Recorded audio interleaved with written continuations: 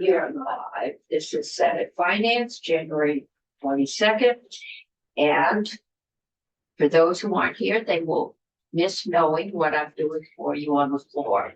Love it. We have a bill on biomarkers. And apparently the Alzheimer's Association has asked Health and Welfare to take it up first. I know nothing, I know very little about biomarkers. It will come back to us because there is an insurance coverage in it. But I don't even know what a biomarker. I was just Googling myself. it has something to do with genes and chromosomes and yeah. Okay. It's better off down the hall. Senator. Is the thing about like 23andMe? Is like Yeah, 100, well, I think Somebody this did that is, last year. there's biomarkers now, proteins and things that they can diagnose your likelihood or proneness to certain diseases. And so we have a full agenda, and I told Jenny I wouldn't have any problem. I got up there today and the movement was on my desk. So I thought I'd try. I may have missed once. If I move any bills, let you know what I'm doing, and if anybody objects, I won't do it. It will come back to us. Okay, so we are going to start. We are looking again. I am asking the Department of Education to come in this week. I want to see numbers on the redistricting and what we're proposing at this point. Today we're going to take a look at the ideas of the school redistricting task force recommendations. And we're going to start out with Ben Kinsley, who is the director of campaign for Vermont. And Ben, welcome. We just asked you to identify yourself for the record, and then you might just give us a little, who is Campaign for Vermont, in case anyone doesn't know. And then I know you've come out and recommended that we go to the sharing district, so we thought we'd give you a chance to tell us what your thought or computation was in that. We're looking at this point for numbers we can compare with other numbers. So the floor is yours. It's all about numbers. Yeah, my name is Ben Kinsley. I'm the executive director of Campaign for Vermont. We are a statewide nonprofit advocacy group focused on growing the middle class here in Vermont. And obviously, education and property taxes are both a big component of that in terms of affordability, but also in terms of the economic prosperity for our state. So this is an issue we followed for quite a long time. I do have a presentation, and I can share my screen as we walk through it here. It should also be posted on your committee page. Okay. And but it's because people at home can see it if you share it. Exactly. So we'll try to do that here. I'll also apologize for not being there in person. I'm getting over a cold and did not want to expose you all to that. So I am virtual today. This building is formerly known as Germ Central. We probably gave it to you. Yeah, I wasn't gonna blame you. I had to go to New Jersey for a funeral this weekend. I'm gonna blame them. New viruses we're not used to. Can you see my screen here? Yes, looks fine. Excellent. So I was asked to come speak about a report we put out in November, and it was estimating cost savings for shared services between school districts. I'd like to kind of go back a little ways to talk about how we arrived at that as a policy position, and also kind of what we mean by shared services. So the genesis of this was a report that we did in 2024, looking at education spending and educational outcomes based on the size of school units. This was a redo of a report we did in 2014. So you can find both of those reports on our website if you'd like. But one of the interesting findings from the 2024 report is that there is a correlation, a statistical correlation between the size of the supervisory union and the cost per student. So as the size of the SU increased, we found that there was a decrease in the cost per student. We did not find that relationship when we looked at school districts, and that was consistent with our 2014 finding. In both 2014 and 2024, we did not find a statistical relationship between the size of the district and the cost per student or the educational outcomes of the students in those districts. Hey, Ben, just a clarifying question here. Is this PPE, is that on a body basis or a weighted basis?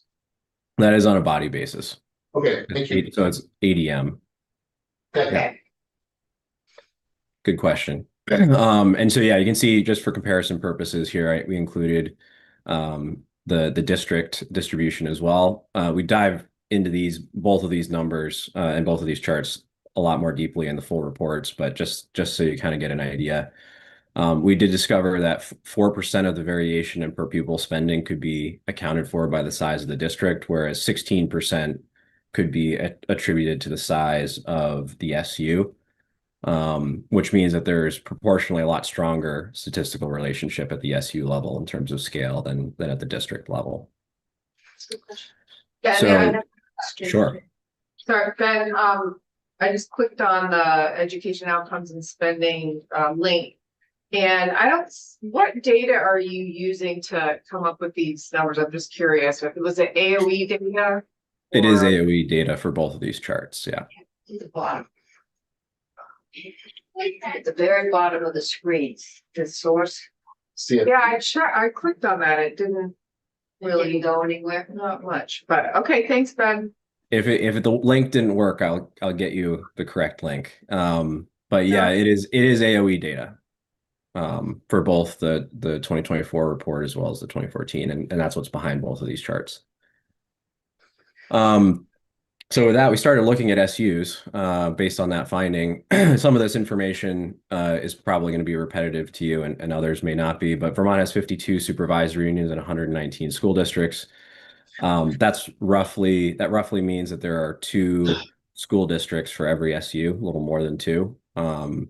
And most of those SUs are pretty small compared to similar structures around the country.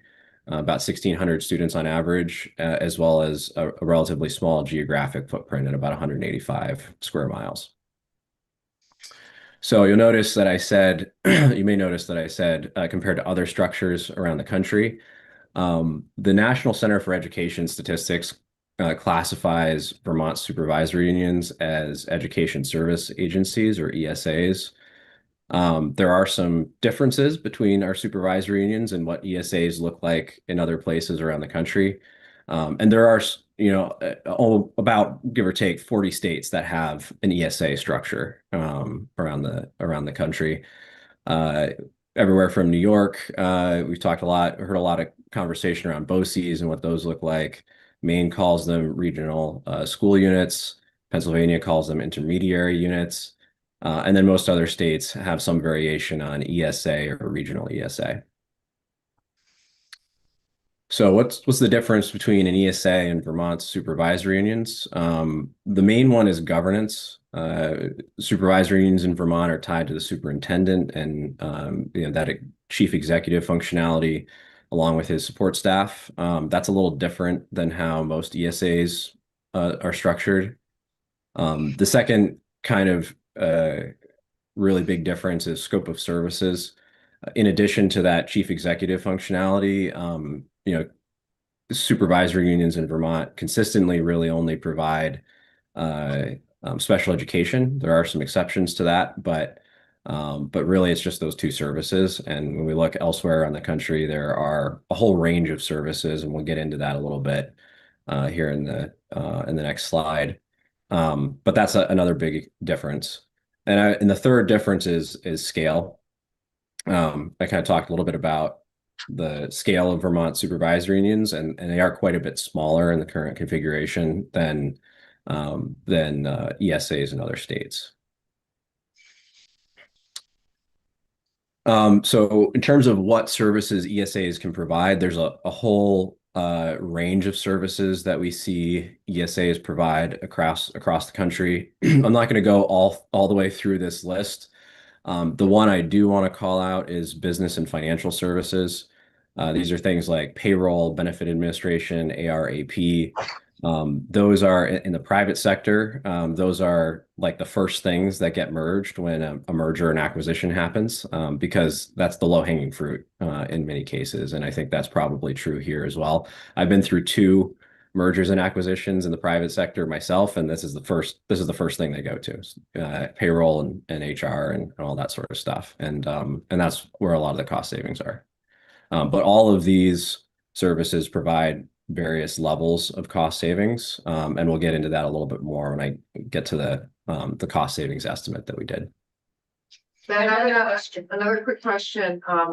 Sorry to keep interrupting, but when we looked at I was in the education committee when we looked at the BOCES bill a couple of years ago, and we had talked about sharing actual staff too, not just administrative leadership, like just being able to share teachers or even paras. Is that something you don't have that on the list? So I was wondering. Yeah. So that is not, I might, I think the special education bucket is quite broad. I think there's a lot of things that could fall under there, or special programming. I think ESAs also give us the opportunity to expand programming where we may not have, certain programs in certain schools. And I'll get into that a little bit more in a minute. But yeah, there's definitely stuff that we could probably leverage that is not on this list. Okay, thank you. And paras could certainly be one of them. Yeah. All right, so that gets us into what our proposal actually is, which is essentially replacing the existing supervisory union structure with an ESA structure that's at scale. And so we arrived at 15 ESAs that are based around our career and technical education centers. And that would replace the existing 52 supervisory unions. And they would continue to support, probably somewhere in the neighborhood of 100 or so school districts in the future. Those ESAs allow us to get scale for critical administrative and business functions while still maintaining those community connections that Vermonters value, and a growing body of research indicates are really important for the vitality of the schools as well as the vitality of the community. And you do that by leaving local school boards in place. So that's what we mean when we say that, in terms of leaving those community connections in place. Then we have another question.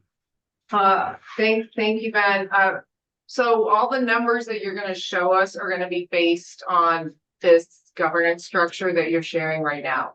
Okay, That is, yes. Yep. Totally. Okay. And that's why we wanted to lead with this, like to understand what the structure is that we're actually providing a cost savings estimate on. thank you. So we talked a little bit a minute ago about expanded opportunities. I think there are opportunities to expand services to kids. The governor talked about in his State of the State address a couple weeks ago how in one county there was a high school that was providing 17 languages and another that was providing 4. No, We took sorry. that. I could be wrong. People misunderstood that comment. It was the classes, it wasn't the number of languages. Anyway. Oh, is the classes not the number? Okay. My bad. But in either event, like if you have that disparity from one school to another in terms of specialized programming like language arts, AP, possibly even CTE programming, if that is if you push that up to the ESA level, every school in that region could potentially benefit from those services. So it's actually a way to increase equity and access to specialized programming. And we've seen other states do things like that. One of the reasons that we chose 15 ESAs based around career and technical education centers is because we believe that that really strengthens the post-secondary educational opportunities for students, as well as strengthens our workforce training pipeline, and that's good for our economy as well as for our students.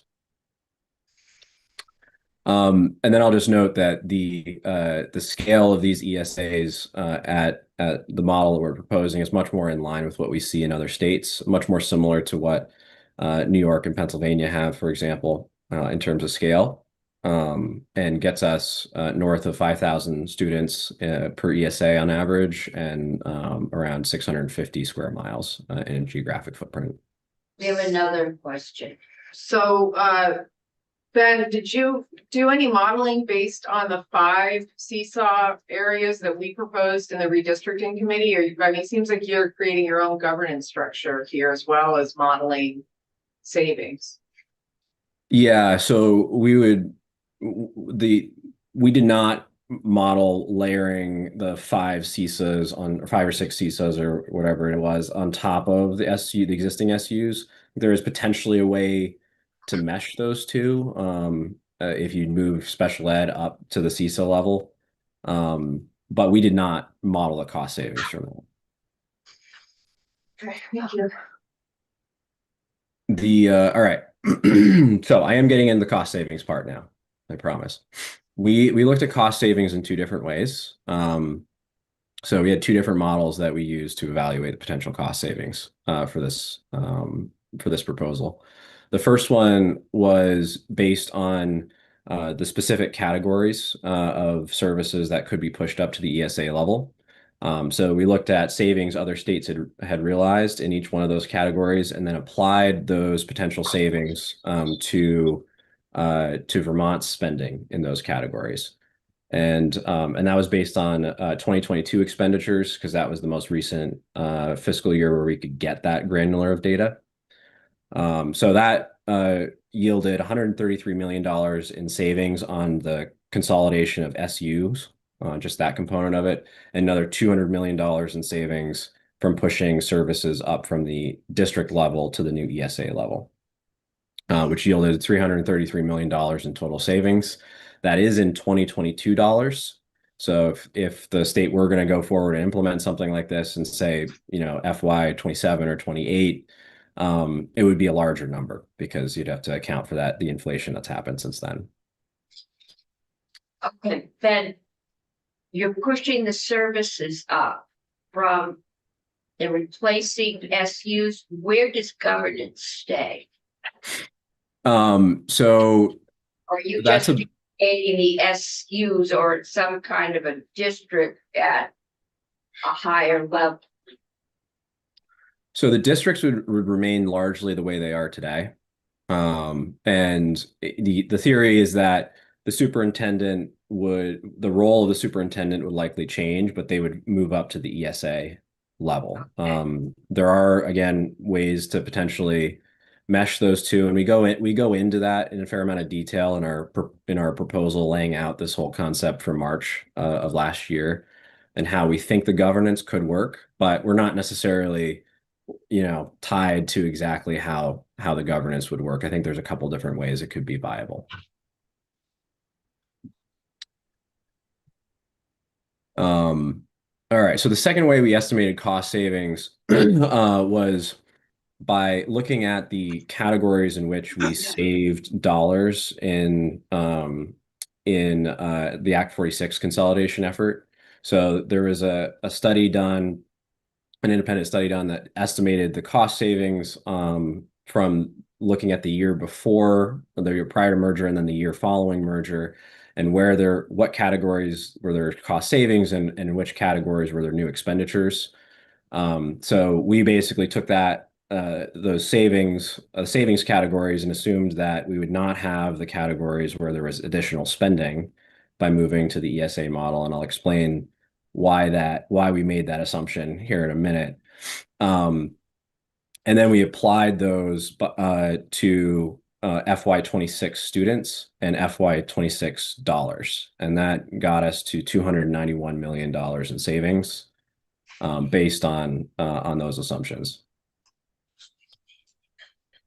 The other thing that's sort of that's good to note here is both of these two models show between 12 and 14% in total cost savings based on our I think this is FY26. And that 12 or 14% of savings is also pretty in line with that 16% in variation in spending that could be explained by the size of the supervisory union. So in theory, going to this model, we would be, closer to 2 or 4% of the variation in spending could be explained by the size of the ESA. So those all three of those numbers kind of correspond to each other. Why not district consolidation? So this is kind of probably the big question, right? Is why do this instead of consolidate districts? There's a couple reasons for it. And I wanted to show this chart. There's a lot going on here, but one of the reasons is you look at the overall spending, which is probably pretty small here, but it's the purple line is Vermont's spending per student. And you can see in 2016, 2017, it started accelerating and accelerated all the way through the 2019, 2020 year when COVID started also impacting student spending. So cost per student overall in our education system accelerated during the Act 46 consolidations. And when we started digging into that, we went back to the independent study that came out of the Yale researcher. It's the Miller report. And there hasn't been a whole lot of independent studies on Act 46, which is a little bit of a frustration point for a lot of you, I know. But that report in particular found that there was an increase of $1,500 per student tied to contract buyouts and level ups, as well as additional support services. And again, that was looking at, what the spending at a district level was the year prior to merger, and then the year following merger. So one of the things, and the Act 73 task force came to this conclusion as well, is that there's definitely a diseconomy of scale when you have to start touching some of those staffing contracts and have to level them up, because the inclination is, say you have a group of 5 districts that are merging, you don't want to tell any one of those districts, the teachers in those districts, you have to take a pay cut. So the inclination is to level everyone up to the most generous compensation package out of that group of districts that's merging. And that's exactly what happened in Act 46.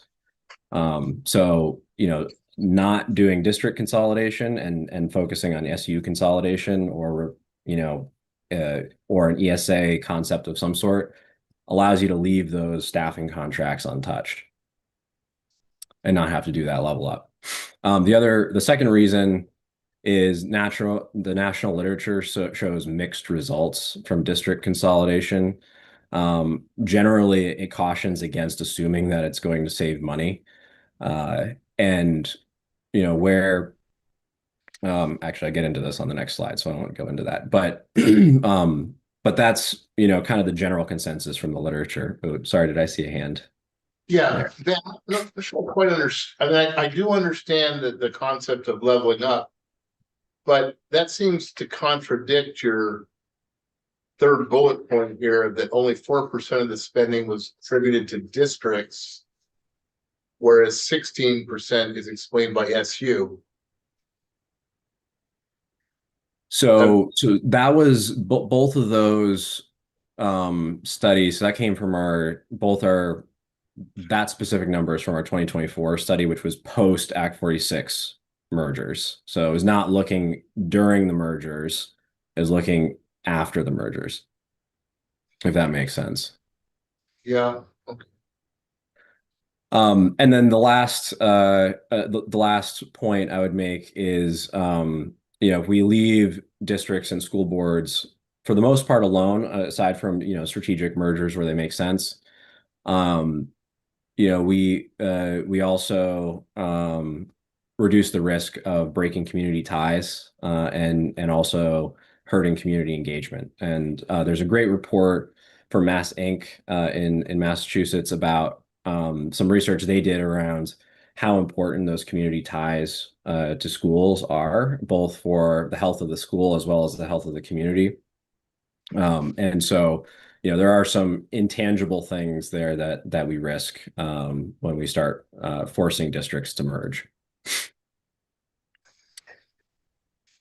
Here's just a summary of some quotes from national literature on district mergers. Generally the consensus is most of the savings are found when merging districts that are 300 students or smaller. Those savings start tapering off between 300 and 3,000 students. And then you actually start seeing diseconomies of scale for districts that are larger than 3,000 students, is generally the consensus of the literature. An interesting footnote to that, the average school district size in Vermont post Act 46 is around 600 students, which is twice the size of that sort of minimum threshold that we see in the literature. All right, so to recap, ESAs allow, and moving to an ESA structure allows us to maintain community connections, expand opportunities for students, achieve scale in our operating structures, and also generate savings for taxpayers. And I would say that the districts around the state that are already voluntarily participating in the BOCES model, which is an ESA model, some of them have found up to 66% cost savings on specific services, which is more than twice what we estimated on any of our in any of our estimates on individual services. So there are school districts today in Vermont that are already taking advantage of this and are already seeing benefits. All right. Any We have more? another question. Thank you, Ben. Great presentation. This is really helpful to understand your perspective. And my question is how you see the ESAs in your presentation here different than a supervisory union with specificity around authority. My understanding, correct me if I'm wrong, supervisory unions usually take authority away from the district regarding the superintendent, special education to some extent, financial and HR management, transportation, and professional development.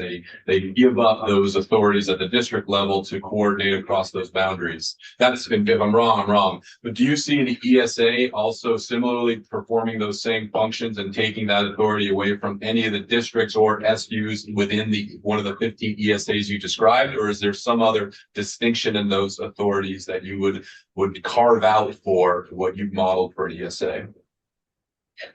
Yeah, I think we would move all of those services up to the ESA level. And I think the way I would talk about it is, right now, today, a district is responsible for providing HR functions and business operation functions and all of these things, and they're individually responsible for that in most cases. So moving it up to the ESA level allows districts to focus on educating kids and not having to deal with all these business functions if they can, achieve scale through an ESA and realize the cost savings and focus on kids, which is, really what we want them to do, I think. Quick follow-up. So in your mind, is an ESA anything different than just a larger state-designed supervisory union imposed on districts within that arena, districts and supervisory unions? I'm not seeing a distinction between an ESA and a state-mandated supervisory union.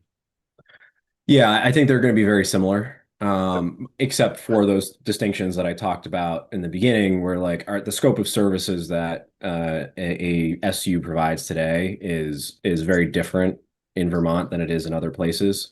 So I think increasing the number of services and also increasing scale so that, and a supervisory union or an ESA is providing those services to more than 2.2 school districts or whatever the number is today. Any other questions? Thank you. Have you presented this to any other legislative committee? I believe we're going to share this with the Ways and Means Committee and the Senate Education Committee. Okay, But you're the first one so far. that has okay, as seen this long as the presentation. other ones, are going to hear from you. And House Ways and Means is zooming into our next set of witnesses. I don't know how they miss you, but, we did, Martina. Yes, thank you. Thank you, Chair Cummings. Ben, thank you so much. Much appreciated and all the work that you've done on this.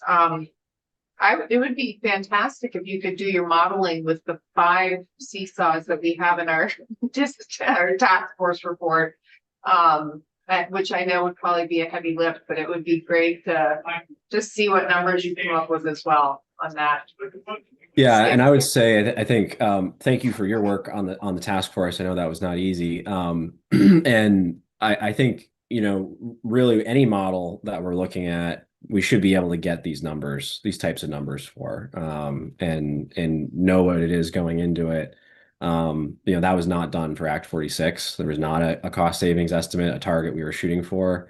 And I think that was one of the challenges we ran into. Great, thank you. And I do think we're gonna be having some other folks in to talk about cooperative education services in the next couple weeks. So yeah, stay tuned. Excellent. Thanks so much. Right. Glad they're going to the Senate again, because let's really the authorities. It saves money, we need to know about. Okay, we are going to move on to officially the school district redistricting task force report. And I know we've got Julia next. Yeah. I'm okay. skipping. got We're not Julia on next. those All right. 30. These are Momentary. a new ed fund outlook, a favorite thing. Don't like that one up there. No, this one go. Thank you. Oh, I do There's- miss this. Oh, yay! Oh, you missed that. Oh, that's okay. I read their stuff. The lower. Yeah, no. Going with this thing like beacon. Hi, Hi. I'm Julia Richter, Joint Fiscal Office. There are a few documents on the committee page under my name. There's 2 education fund outlooks, and there's the annotated guide to the Ed Fund Outlook, which we've started putting out each year to help understand what each of the lines mean. There are the printed version that you have in front of you is the combined Ed Fund Outlook that shows FY27 per the emergency board update, and then the far right column is the GovRec proposal. I know you haven't heard yet from the administration. So, Madam Chair, would you like me to go ahead and share my screen with the outlook that you all have in front of you? I think that would be helpful, and then everyone can see it. So I think this is your first time this session reviewing the Ed Fund Outlook. Is that, am I remembering that correctly? I've done the December The second 1st. one letter, I think. We did We did this December wrong one, okay. letter. Yeah. It's hard to believe it's only I know. 3rd week. Okay, so this is the outlook that you have in front of you. I'm gonna start with the FY26 BAA and then move to the right, if that works for you. Yeah. So FY26, the preliminary BAA, what we're looking at here are the updated revenues per the forecast. And really the only other change that's included in here in the BAA is a 1 million downgrade to the universal school meals appropriation because the cost is estimated to come in lower than the appropriation that's included in BAA. And what we see here is after accounting for all of those changes, there's an estimated 22.3 million unreserved and unallocated at the close of fiscal year 26 if all of these estimates come to pass. Moving into fiscal year 27, before talking about both of these columns, I want to make the big caveat that we still don't have the long-term weighted ADM counts underlying the model. So with an update to the long-term weighted ADM, of course, we will see shifts in the outlook. We still need the updated grand list data, which we also don't have here, and we're still using the preliminary budget estimates from the December 1 letter. So we do have the updated revenue forecast, but some of those other pieces that continue to be updated over the course of the session haven't yet been updated. So this is still quite preliminary. The town meeting day could definitely change things. Yeah, and we'll really start to get more information and more insight into what school district budgets look like in this education spending growth, the 5.8 in row H, as school districts begin to warn their budgets and AOE starts collecting that information. So what we're looking at here for the emergency board update, the revenue forecast change really had a de minimis impact on the education fund outlook. So doing the revenue forecast update and then resolving for the yields and the non-homestead property tax rate following the parameters of the December 1st letter, we still round the same average bill change as the December 1 letter of an 11.9%. So really a de minimis impact on the revenue forecast change. And this far, shall I just keep going? I'm not taking any question. Okay, so the far right column, this is the Gov Rec. Reflecting the governor's recommended proposal for FY27 as it relates to the education fund. So as you'll recall, as different policies begin to be considered over the legislative session, we come in with the education fund outlook, and these highlighted in blue or purple rows are reflecting these policy proposals or potential policy changes.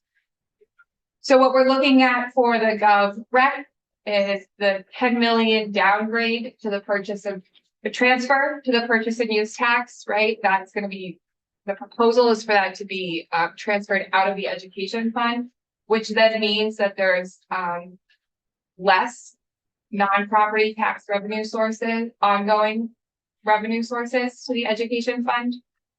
The budget proposal includes a one-time transfer to backfill the purchase and use phase down in fiscal year 27. So we see that here in row 9. And the proposal also includes 105 million of one-time general fund to decrease property taxes. Okay. Next year, we've been told we won't have 114.9 million to transfer. And so that will amount that much for property tax increase.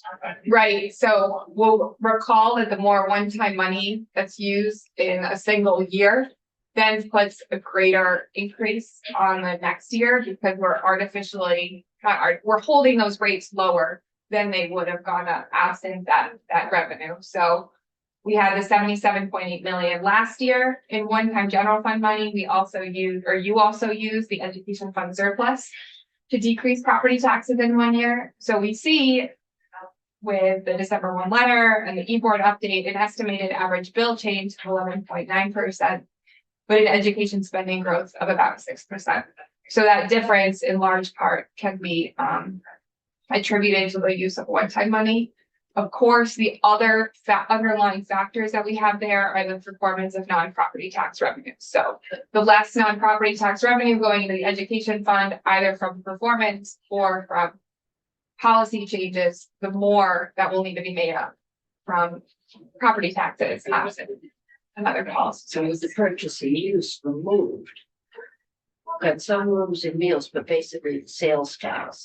Yeah, so with purchase and use tax decreasing, right? So the proposal would be to transfer out 1 million in FY27. That would be 10 million that would need to be made up The elsewhere. permanent rent. Correct.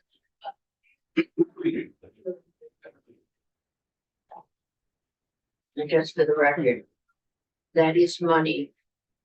What we did at 60, we raised the gas tax in order to fund Act 60 and cushion some very large increases in property tax rates. At some point, it was easier to administer as purchase and use, and they were about the same amount. So it got switched to purchase and use, but this was not money that was supposed to go to transportation and we stole. We raised it separately, just like we put an addition on rooms and meals for short-term rentals last year and said all of that, not just a portion, would go to education. So this was money that was raised and is now being moved out of education into what is a great need in transportation. But that means that unless sales revenue kicks up an extra 10 million, that will probably get switched over to the property tax next year. Unless we can find more money somewhere. For savings. Or savings. And we're looking at that. Okay. Any questions for Julia? Since we have time, since we have time, Yes. the last, can you explain to me the third line 35, the 22.33? What does that mean to you prior to your unreserved unallocated? Are we using that 22.33 in the numbers above? Yes. Okay. So the line 35 prior year unreserved unallocated is referring to how much is coming from the prior fiscal year. You can kind of think of that as that is the education fund surplus when we're talking about it. So in this construct, that 22.33 million is coming from line 36 in FY26 of the FY26 unreserved unallocated. The reason it changes in line 35 between the e-board and the GovRec reflects that 1 million decrease that I referenced to the universal school meals appropriation in the BAA. So looking at this, we see there's 0.11 million on the bottom line, unreserved unallocated in FY27 for this construct. And it is standard practice for us to not zero that out, but to apply that this year, and then we basically get an idea of what that excess is going to be next year. We go through the same process again. Is that correct? I don't want to say it's standard practice. That's what's been done in the last few years. It really depends on what that surplus is. A couple of years ago, you'll recall that the education fund had a really large, I think it was upwards of 100 million in surplus. I don't remember the exact figure.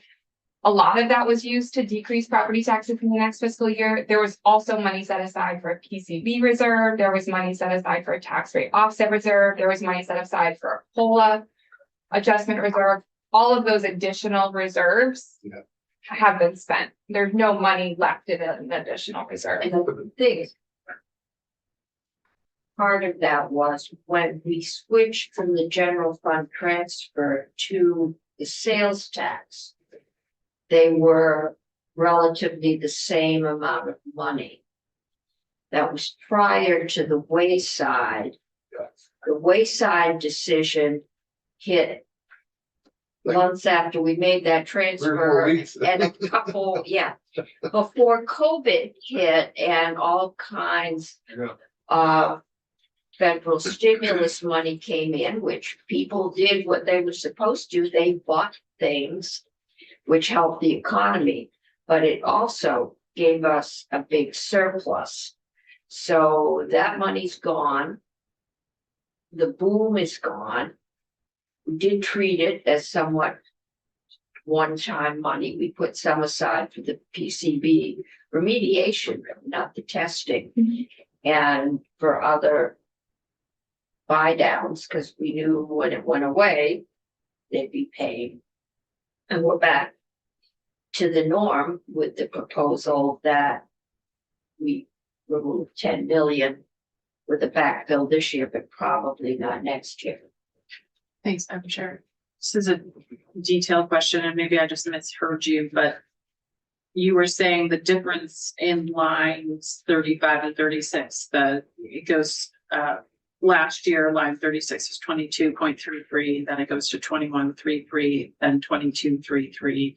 You said it was because of the difference in the universal school meal budget going down. Mhm. So, but both of them say 18.3 Mhm. on the 27. So when did it go down? So ideally, I would have 4 columns on here Oh. to make it more clear, but I tried to put it into 3. So what we're seeing here is the BAA adjustment is for the FY 26 appropriation, which was originally 18.5. But the BAA puts it at 17.5, which we see in the FY 26 row 20. When I presented the Ed Fund out, well, I actually didn't present it, but when I submitted the Ed Fund Outlook to the emergency board,